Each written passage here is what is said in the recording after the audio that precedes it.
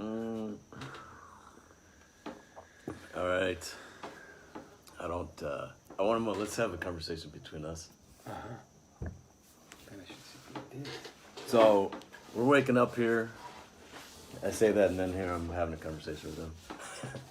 Wake up. We're in a new place. We're right next to the beach. We got the jungle behind us. We can hear the ocean in the background. Today's our day off, and I took yesterday off also. And I feel this, this something rumbling inside me, like I want to get back to the battle, and I turned on this morning a replay of Conor McGregor versus Floyd Mayweather, and it was this, do you know who those guys are? Yes. Okay. And Showtime.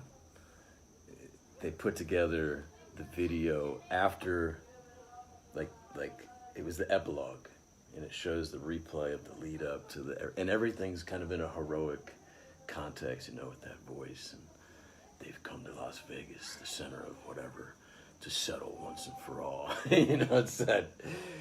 But, and it just, and I noticed the effect it has on me watching this, the lead up to this, and like, Conor McGregor's got to always imagine, like, all of Ireland has come to Vegas to see him. It feels that way.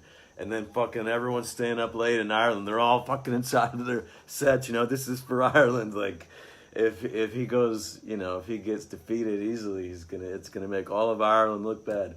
And he's got his family on the front row, and Floyd Mayweather's got his kids on the front row, And like, come on, Dad!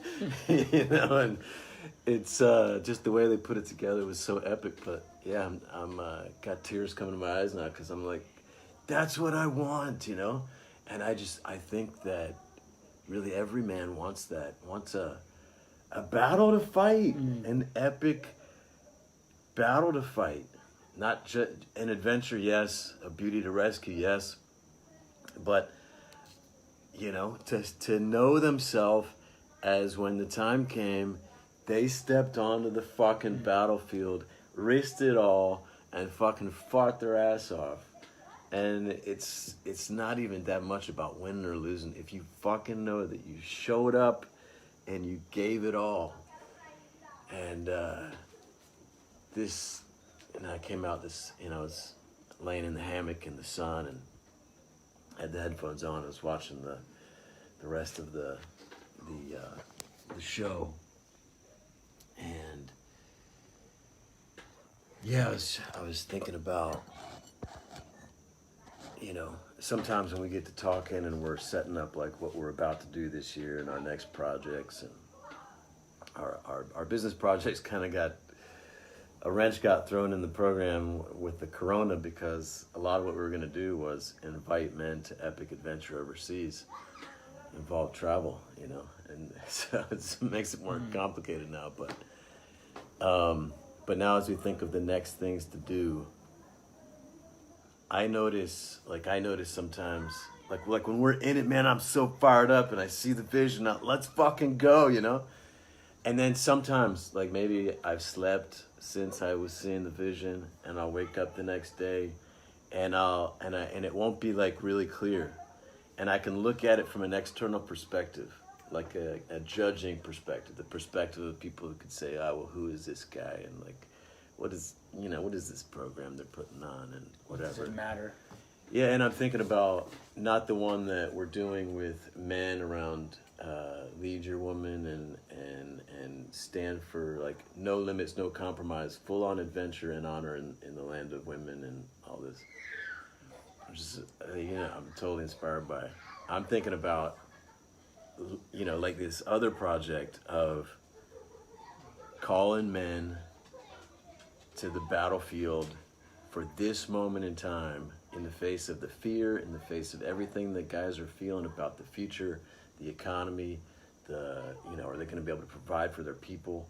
And no one knows what's really happening, and no one knows what's really going to happen. And anyway, the program is total invitation into the warrior context. But a couple of times over the last few days, I've only, without really getting into it and remembering, it's all about remembering, but you can just look at it from this external context of imagine how other people might look at it critically. And it takes all the power away from me in those moments. And I'm not feeling it, and I just think about guys most of the time waking up. Every day we wake up, we're in some kind of story. What's the story you're waking up in today? And it can be in the eyes of your romantic partner. It can be in the eyes of people who've, especially like maybe you've had some big failures over the last few years or even a decade or so. Like I imagine, John McMahon, when we decided to go to war, it's really how it felt, because for both of us, we're coming back, and in a lot of people's eyes, like we had failed, and we'd left, we'd kind of left we were living completely different lives, and then he'd had a really big business failure around the .com era. That's 20 years ago. At the time, it was 16 years ago, maybe, before we started that business. And, you can imagine the judgments that you start having by yourself, and judgments that you imagine everyone else who knows you, how they judge you. And this is the real battle. Wait, do you dare put yourself on the line again? And then what if you fail again? It's a confirmation of all that shit that you're afraid is right about you. What other people, how other people judge you. And, same thing for me. A decade ago, I left my work behind, my life's work. I had a lot of people that really looked up to me, that really supported me, and they saw a vision, a future, and wow, like we're really on this kind of heroic mission for humanity. And then I just kind of walk away, And over the years, I've had times when I've really had to deal with feeling like a total failure and humiliation, and times when I've had no money, and some total humiliation at times. And then for both of us to say, you know what, we're coming back, and not we're just coming back, we're coming back big, and we're going to tell the world this is what we're doing, and we're signing our asses in an agreement with my brother, going deep into debt. We're going to leverage. He's going to use all the money he's got on credit. I'm going to use everything I've got, cash and credit, and we're going all in, And like tears are almost coming to my eyes right now. But that's what I crave, is that kind of like feeling like we're going to war. All right, and I got a brother, and and I got my other brother. He's got our back too, and it's like fucking let's go, And that's what I want to create next, in addition to what you and I are doing, which is similar in a lot of ways, but the battle for me is, it's all about the context. It's all about the story that you wake up in, and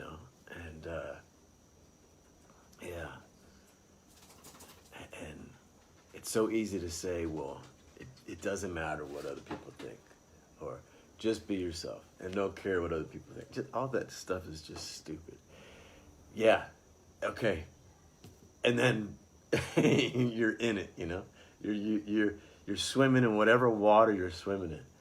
And I know John, man, the guy would wake up to just a intense self-judgment, almost every morning, and holding himself to a really high standard of feeling like he's not measuring up. And he's on the line much more than me, because it's his face. He's going out filming himself. He's morbidly obese. He's diabetic, and he's going to put out something helping people turn around their situation, and he hasn't done it. If he doesn't make it, that's like, it's not just financial humiliation and failing at a big business endeavor. It's, and people can laugh at him, when he comes on the camera and he's obese and he's, I can't even imagine what he faced in doing that. And there was times, we came right up to it's go live, right? We're gonna do 9 episodes live. Like, everyone's gonna watch. I'm gonna see them for the first time. They don't even exist. John has not finished the 9 episodes, and we've got 100,000 people who've opted in to watch our series.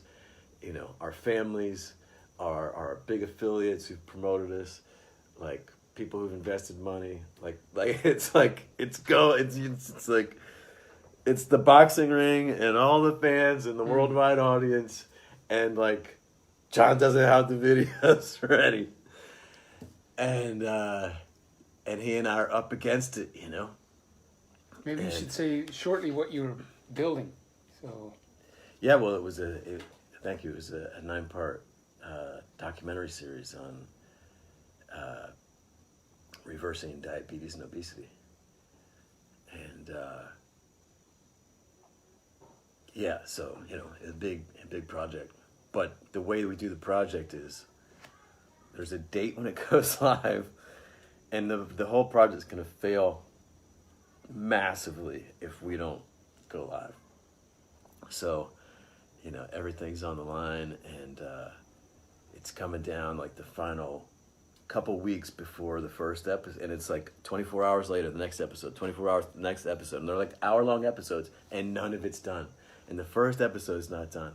And John's he doesn't want any help, he's he's got a lot of pride, and I don't want any help, and in a way that was really great, because he totally slaughtered everything that he had to do before that. But then when it came time to this first episode, he's stuck, and he won't let me help him. And I'm on the one hand, I'm okay, I'm believing in him. I want to give him a space. I want to trust that he can do it. I'm believing he can do it. On the other hand, I'm fuck, I don't know if he can do it. And I should help him. I should get, so, but, and then it's coming up to maybe 48 hours, and we still don't have episode 1. It's nowhere near done. And then finally John gets the idea. He's you know what? I'm going to put all the gear in my car. I'm going to drive north for 5 hours. I'm going to go to a place where there's a guy who can help me edit, edit the videos. We came up with a plan, and he took off, and I'm just praying, just counting the hours down, and he doesn't have it. And, finally episode 1 goes live. And it's fucking good. I'm and it's a victory. Our first victory, but there's 8 more episodes that need to go live, and I know none of them are done. And we've spent weeks getting episode 1 done, so how the fuck are all the other episodes gonna get done? And I'm doing everything on my side, handling my side of the business, and on their side, they don't want me talking to them, and they got enough stress already. They're back off. We know, we know. Believe us, we're feeling it. And the next day comes, and it's and I'm sending out the emails telling everyone about how awesome the next episode is going to be, and we're going live, and my role is to make everyone believe we're going to do it, and I don't know if we're going to do it, because it's half of it is out of my hands. And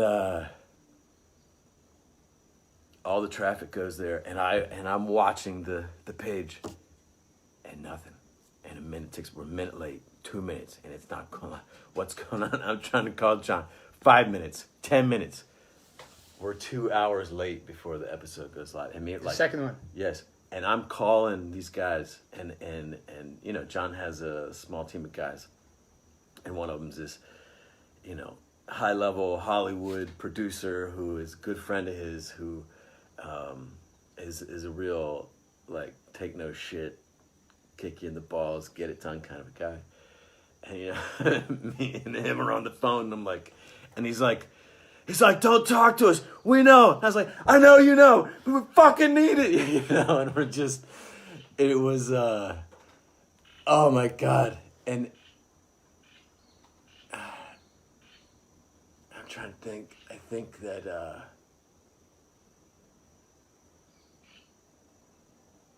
I can't remember everything that happened, but it wasn't just that John was late on that episode or a future episode.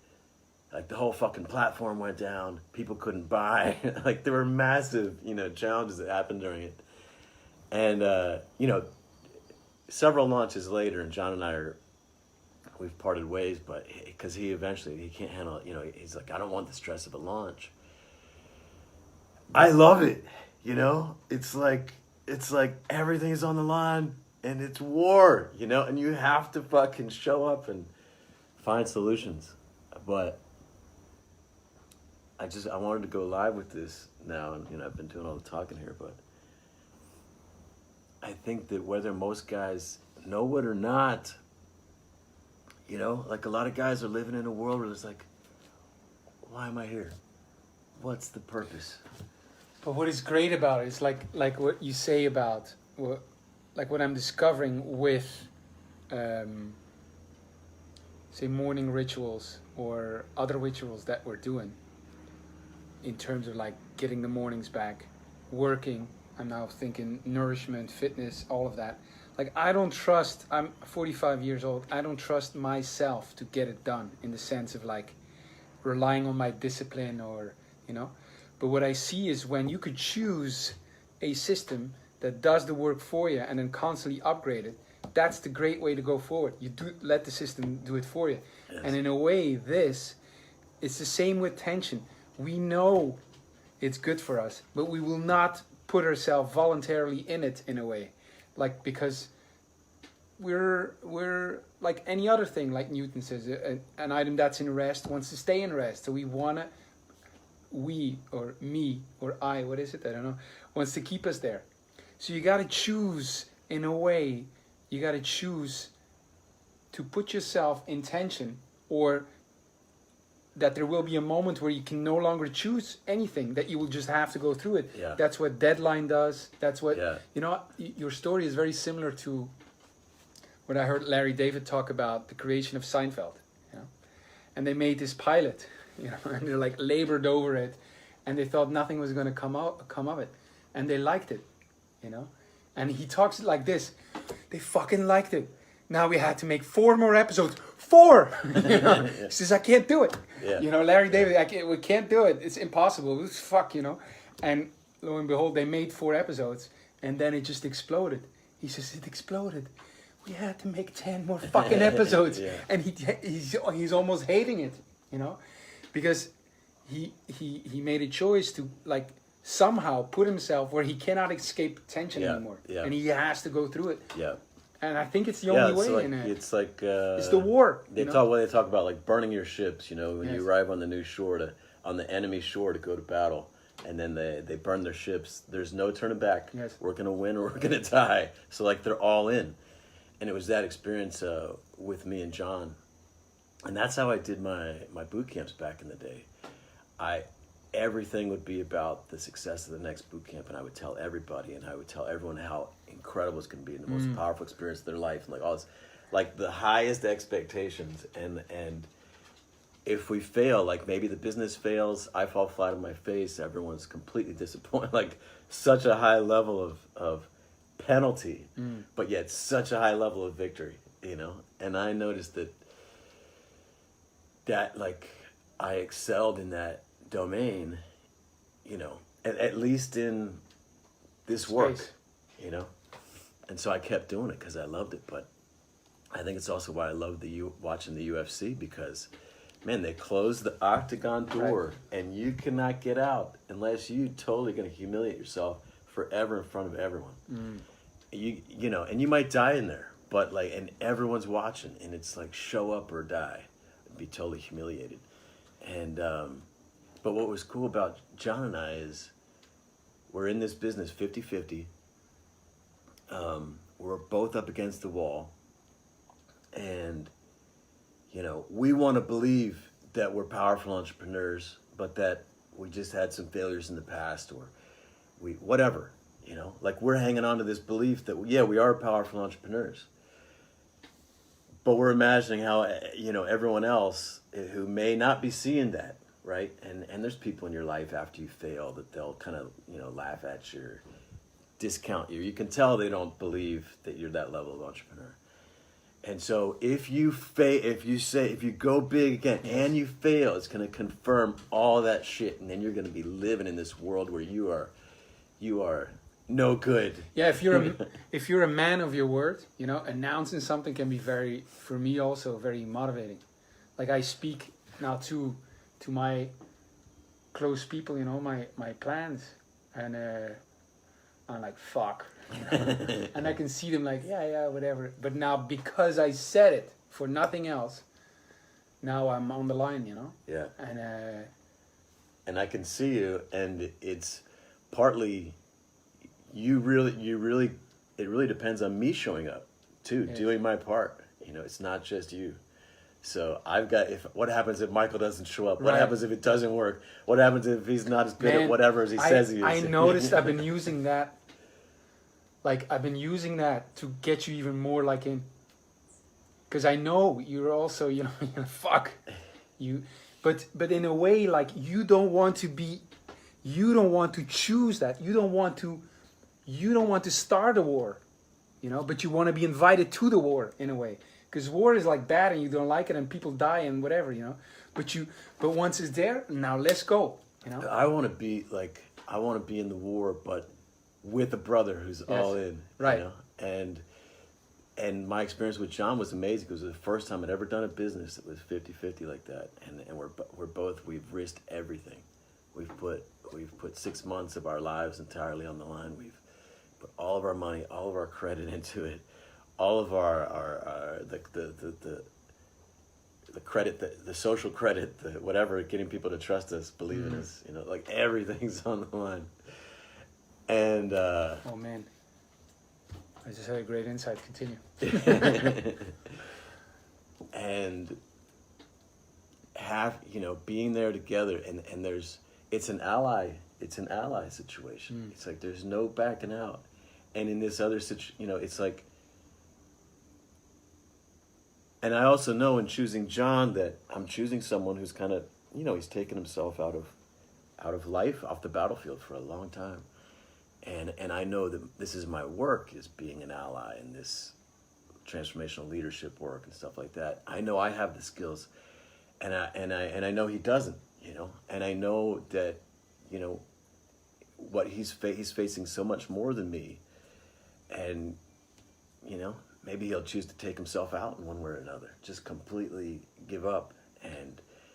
But I also knew that going in, and I was like, okay, this is going to be a test of my whatever. I'm going to have to show up in life and for someone else the way I pretty much haven't in the last 7 years. What we want in a way is the liberty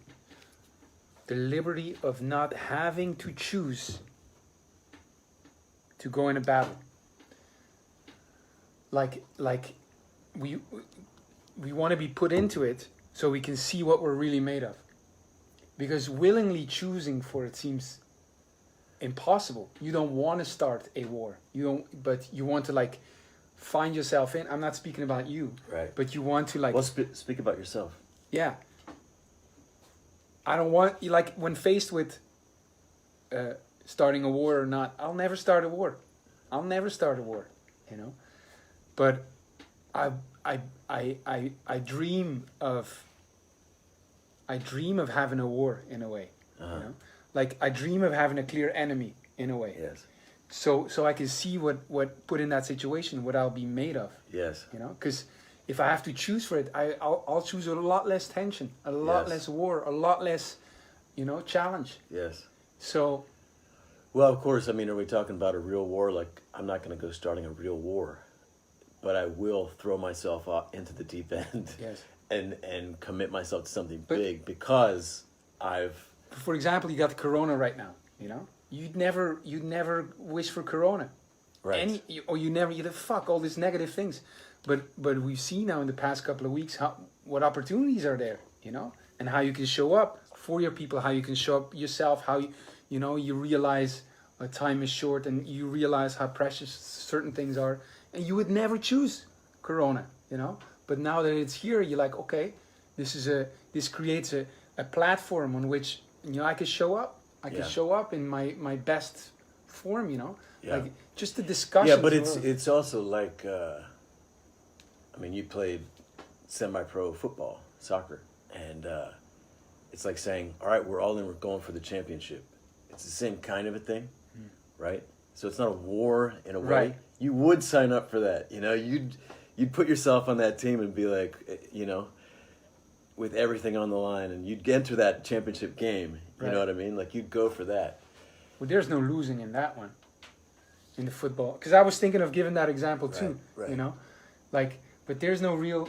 Like I would say, yeah, I thrive in the games that it was the most on the line. I remember feeling that, like the pressure, like those moments that there's a huge crowd, you know, and it's championship game, and I realized, you know, I remember giving like decisive penalty kicks, you know, and the moment of realizing that you could live that moment to me was always, I loved it, you know, and I love that moment and see what was going to happen. But all your money wasn't on the line. Exactly. Like, it's like just right, just extra. right, it's a game. It's a game, you know. Right. Corona's not a game.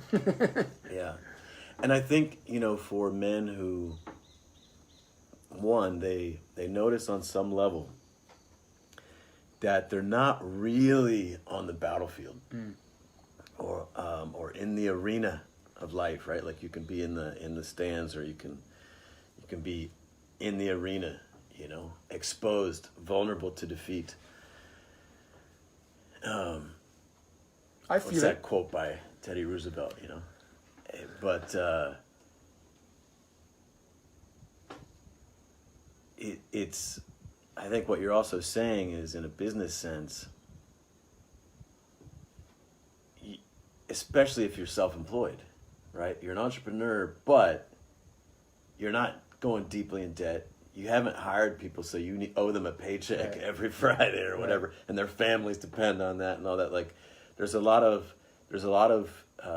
us entrepreneurs who, you know, especially maybe if it's a lifestyle business where you can keep it small enough where like everything's not at stake. Yes. You're not trying to become the next Apple or IBM or whatever, and but still, like, we long to be on the battlefield in a way, in the arena, on the field, in the championship game. You know, and the ball gets passed to us, and like we want to be there. Yeah, it's not like McGregor didn't. Not every fight he did was against Mayweather. You know, I had many fights before that. Right. To maybe get to that. Right. So it's because I feel like, just speaking about me, you know, I don't feel like we're in the big game yet. Yeah. I don't feel we're in Vegas. We're not. We're in Florianopolis behind the screen, you know, talking to people online, you know. I think it's different if you go live. But you're in a much bigger game than you were 2 months ago. Yes, but still, I feel I'm playing safe. You know? I would love imagine that we have live events. That would be something different. I remember that, you know. Yes. So I don't know if I'm hijacking the conversation. I can't wait for that, by the or way. challenging you. Wait for challenging. I don't know if you're going to be ready to step in that ring. You got to be fit. Yes. Yes. Come on, keep it coming. You broke, fat, lazy son of a bitch. I actually respond well to that, but yeah, like, I mean, one of our challenges the month of April, and like right now, is to decide what's the game that you and I are playing on a business level, and then we choose it and we're all in. We're already made. Right. Yes. the third. The business the game we chose to play a month ago was, you know, you hired me for your business to put you're in the arena. That was the deal. Right. And I'm like, I'm holding that space for you. like a coach, and I'm challenging you, whatever. Like you're in the arena, you know, you're in there sweating, and I'm not yet in there with you. So, but I'm really inspired by, you know, like seeing how you've been showing up. You know, it's because I want to do it with brothers. Mm-hmm. You know, I don't want to. It's not that much fun all by yourself. No. I want to do it with brothers. And I think there's a huge longing for a lot of guys who are entrepreneurs, who are self-employed, who are whatever. Yes. And the thing is, you're your own boss. Yes. If you want to take the day off, you can.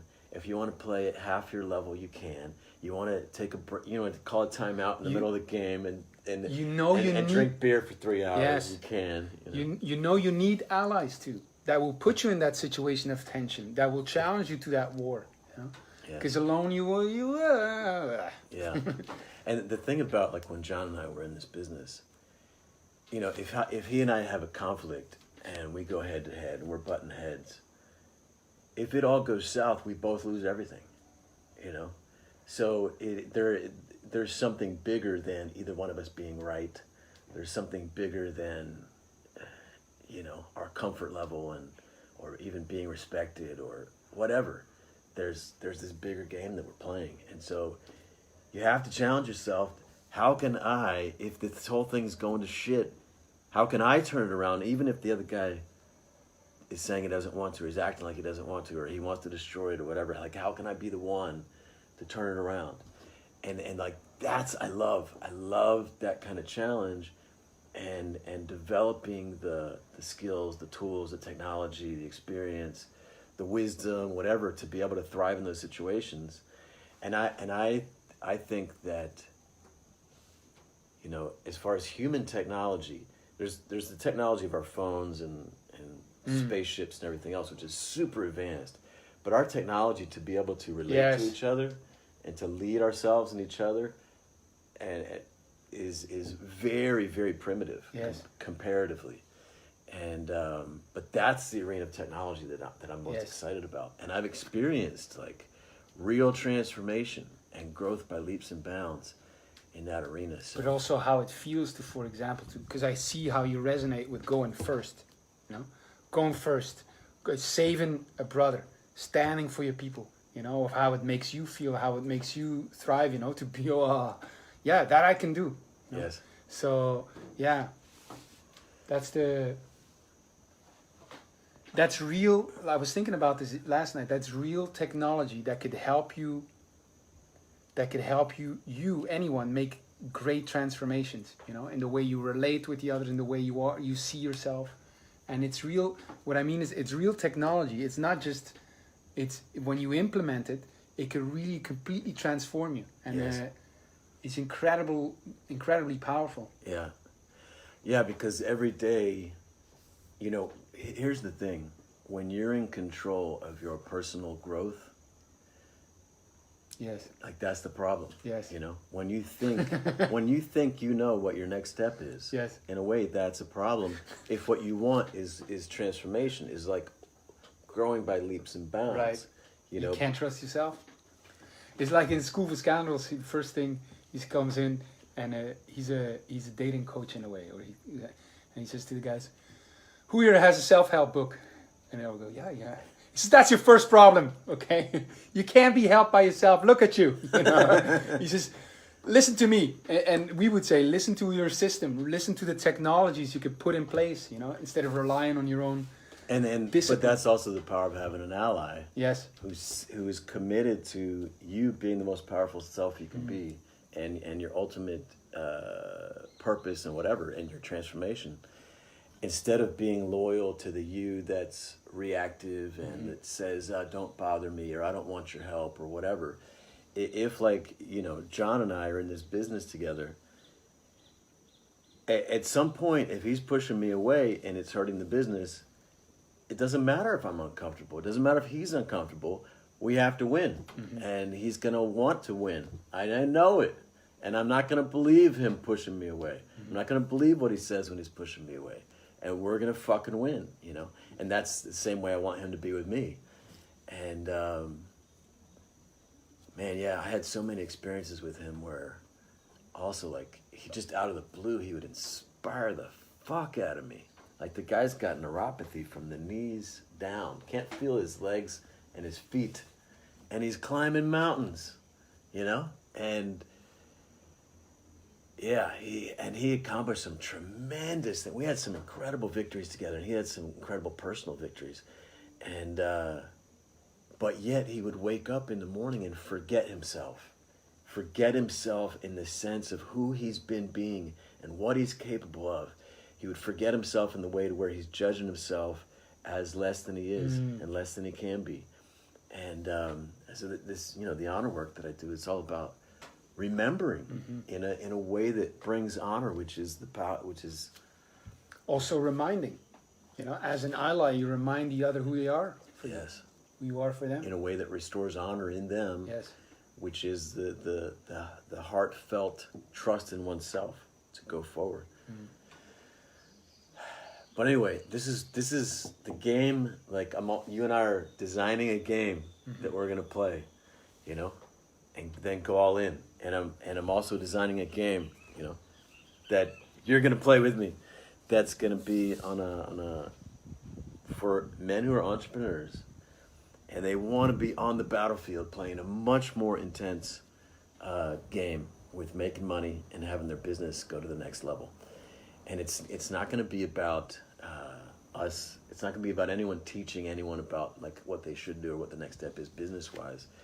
It's simply going to be creating that context to where we're in the arena, and you're responsible not just for your own victory, but for your brother's victory. And it's leave no man behind. And it's 10 against 10 in the octagon. It's gonna get crowded. Well, no, we're all on the same team. You gotta fight your way through. Get some space. Some people gotta die. Well, yeah, I guess depending on how you make the metaphor, but it won't be opposing sides in this, like trying to defeat each other. It'll be everyone's standing for each other's victory. It's not gonna be like Battle Royale by Takeshi Kitano, where they got school kids on an island, and the game is they each get to choose a weapon, and only one survives, and then they're sent off on the island. School kids, What is that? It's a movie. Oh, okay. It's a great one. They start killing each other with crossbows, and one survives. Yeah, little boys grow up, shooting toy guns and stuff, which is practically illegal nowadays. A kid brings a water gun to school and it gets taken to the principal's office, or even has makes his fingers like a gun, or a piece of paper, draws a gun. Like these little boys are getting in trouble for this nowadays. And but that instinct to fight, to go to war, to protect your people, to whatever is beautiful, and it's powerful, and it's the role of the warrior, the honored role of the warrior, and that. Anything that even looks like the warrior nowadays is being shamed. That's you're too much, or you're making someone uncomfortable, or you offended someone, or and everything's being taken down to the level of like a mixed audience where there's imagine you have your warrior class, and then these band of warriors are coming into a space with really young boys and girls, and with women, and with the elderly.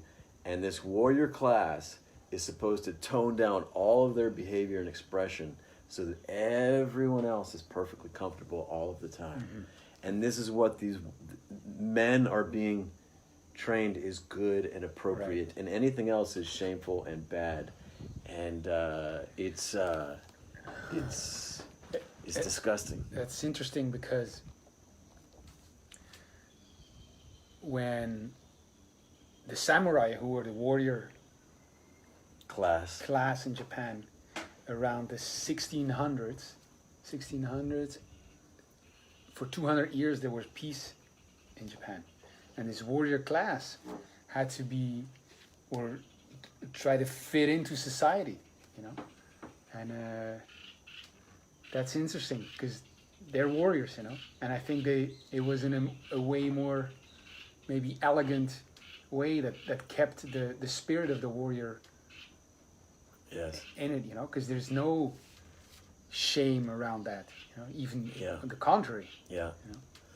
And the honor work that that I do and that we do is it includes facing everything. So it includes the darkness, it includes the fear, it includes the anger, it includes the shame, like all of this. Whereas a lot of spiritual stuff people are into these days and self-development, you know, you want to exclude all of that from your reality. Like, don't face that, don't be with that, don't feel that. That's somehow less than powerful, beautiful, spiritual, positive. And it robs men and people, but I'm talking about men right now, of their power, and of the full honor and the vision that they could have and that they could lead with if they are facing everything. And so it's a really powerful orientation, and it's in my work in seduction, I completely point at the same thing when I say there's greater brutality at the core of seduction than political correctness allows us to explore. We're not even allowed to explore it, you know. And so it's the surest way to be enslaved by it, you know. Yeah. If you want to be sure to be enslaved by anger, you gotta not look at it and judge it, you know. Well, not it's address the shortest it, not way incorporate. to make the reality that you fear coming about to come about. If you make all the men, for example, be docile, you know, and you castrate them all, then when the invading hordes come, or the crises of the physical worlds come, who's going to be there? You know, who's going to show up and defend? Who's going to slay the enemy?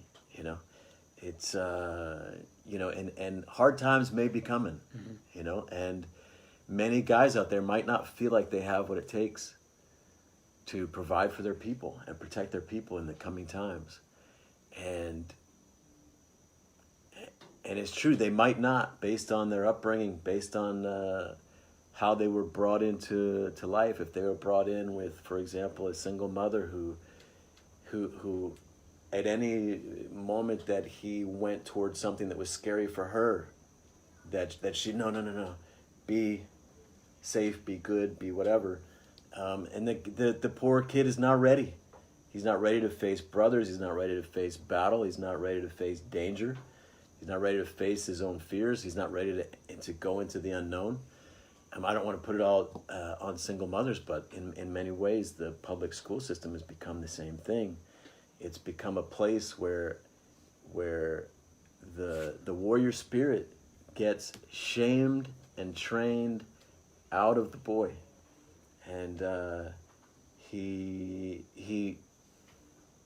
you know, and many boys are basically entrained to judge their fathers, their grandfathers, men who, maybe they smell too much, maybe they're too loud, maybe they're too aggressive, maybe they're too obnoxious, whatever, but they stand for something. They're willing to go into the unknown. They're willing to go into the mess, you know, and they're willing to get hurt, bloodied. They're willing to do what others are not willing to do, and many young men are left without the influence of those men in their life, and it's a way of poverty, you know. It's an impoverishment that's sad. But an opportunity for man today, that even without that, you know, how much greater is the glory if you can fight back from that. Yes. You pick your war. Yeah, and the fight is often to become that man that you didn't have in your life. And the fight is to reclaim the brothers that you never had. And then these are the battles of the Ronin, you know. Most of us in the modern culture today, I would say, are Ronin. We have by nature this inclination to the warrior spirit, but like the samurai who, for whatever reason, were then left without a master, either because they chose not to fight in battle, or they chose not to kill themselves after their master died, or they just walked free as free men. They're walking around without brotherhood, without honor. They're walking around in shame and they're free, you know, they're free, but they don't have the things that would make them the most powerful. Brotherhood, a way of honor, you know, the respect of Battle people to fight. for the warrior class, a battle to fight, and yeah, and people to fight for. You know, it's a big thing that men need is you need your people to fight for. So to just be free, an individual out there wandering around with his dreams and goals that are individualistic, and there's no people he's going to battle for, he's risking everything for. There's a real poverty in that, you know. There's a real sadness in that, and yeah, there's a real lack of what's possible in terms of meaning and power and beauty and love and everything if you're just this individual guy out there with his individual goals and dreams. I hear an analysis in a way, but I sense that what you really would like to do is put out a call. Yes. I want to go to battle. I want men who are ready to step onto the battlefield. And I see my brother, Dave, you watching, buddy? You know, Dave, I'll tell you a story about Dave, because we went to battle, you know, and there's Clint. But when I had my 3 younger brothers back in 97, and, you know, I almost left town to go find young guys who, they didn't want to go to school, they wanted to be entrepreneurs, they didn't want to have jobs, they wanted to be entrepreneurs. And then I realized I was leaving my brothers behind. I came back for them, I sold them on this vision of going to war, being entrepreneurs, where everything is your responsibility. It's 100% up to you. There's no boss, there's no whatever, there's no like the man. You are the man, you know? And we went to war as allies. We each had our own business and challenged the fuck out of each other. And I remember like the first 30 days, 60 days where I would see my brothers who had been before this just like minimum wage employees, smoking weed, playing Nintendo, no real personal responsibility. Time after time, fucking out there on the battlefield. Remember this one day, I get emotional thinking about it, but I'm up in one of these neighborhoods with these really steep hills. Like Austin's built with the assumption that it's never going to snow, you know, because if it ever snowed once, there's no way you can get up the steepness of these hills. And there's a neighborhood up there, and I go there with my bike, easy. I remember driving up one of these really steep hills, and then my van is barely making it, you know, and off in the distance I can see this guy going door to door, you know, climbing this hill, and the houses are pretty far apart because it's a wealthy neighborhood. Just to stick one more, and then and the guy's fucking, you know, the mountain, and I'm like, because I know what that's like, you know, and I got like so much respect for that guy. I get closer, I'm like, oh, fuck, that's my brother, you know, and I still feel that way, but it was that experience of we went to war with each other, you know, and I want that again. So, just the way, you know, when you hired me and made the commitment around your business, and we structured it in such a way that there's no way out, you know. Yeah, you might fail, but it's all you know. And then like you're feeling the fear and you're in it and it's whatever. Like that's what I love, and for sure I'm gonna be there. But maybe you don't know, but I'll be there. You know, like that's what I love. That's what I want to do. So I'm creating, and I'll announce it shortly.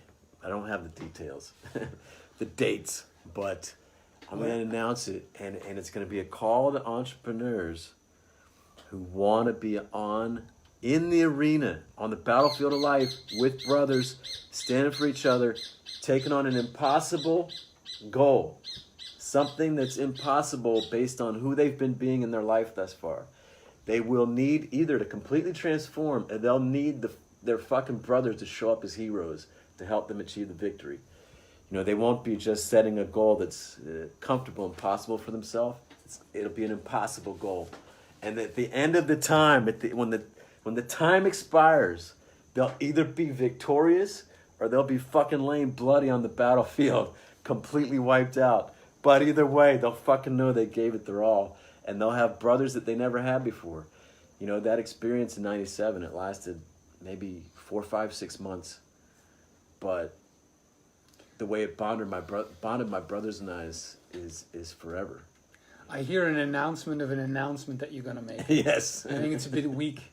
You either announce it or at least you put a date that you're going to announce it. Yes. That's my challenge. Thank you.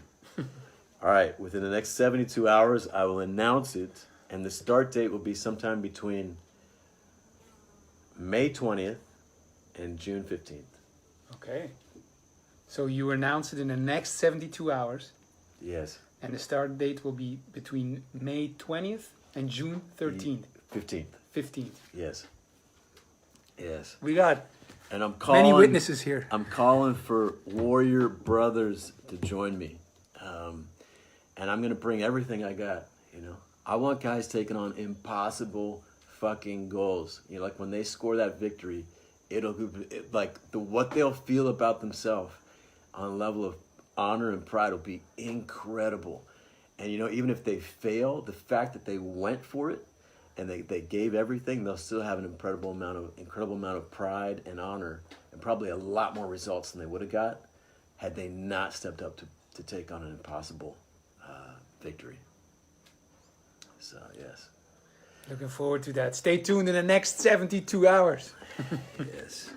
Thank you, Hans.